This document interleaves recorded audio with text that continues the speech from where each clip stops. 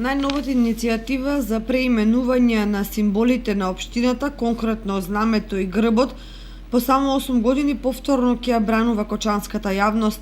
Тогашната власт, без да ги праша граѓаните, кон крајот на јануари 2010 година ги усвои новото знаме и грб на општина Кочани, кои денеска се користат.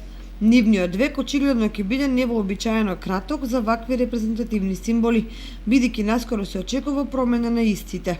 Тоа ќе значи дека наместо сегашните црвено-жолти знамења во апликацијата која ја карактеризира ризовата култура, кои се веат на иерболите и расширената употреба на грбот и бројни документи, признанија и слично, како своевидна промашена инвестиција, ќе бидат фрлени во некоја ќоша на поновата историја.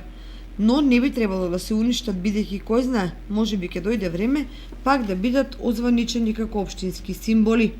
Инаку иницијативата за нов грб и знаме доправа ќе разгледува општинскиот совет, кој треба да даде согласност, пошто според најавите ќе се објави јавен конкурс за идено решение. Дека истата глатко ќе помине кај мнозинството станува јасно откако Комисијата за култура, образование и спорт даде зелено светло за неа да се расправа на утрешната 6-та седница на Советот. Постапката предвидува распишување на конкурс од страна на Советот, при што се формира посебна комисија која ќе ја спроведе. На конкурсот ќе се бара ликовно, односно графичко решение и на грбот и на знамето, а од постигнатите трудови по предлог на комисијата, Советот со посебна одлука ќе го избере најдоброто решение.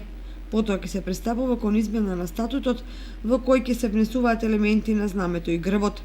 Потоа се пристапува кон измена на статутот во кој се внесуваат елементите на знамето и грбот. Неутралната јавност во градот, па и пошироко, сигурно ќе се запраша дали во Кочани се случува политичка негација на негацијата, трговија со историјата или меѓупартиски наетења во стилот ни се може, особено ако се има во предвид дека во тој сегмент општина Кочани е уникатна во државата, а веројатно и надвор од неа.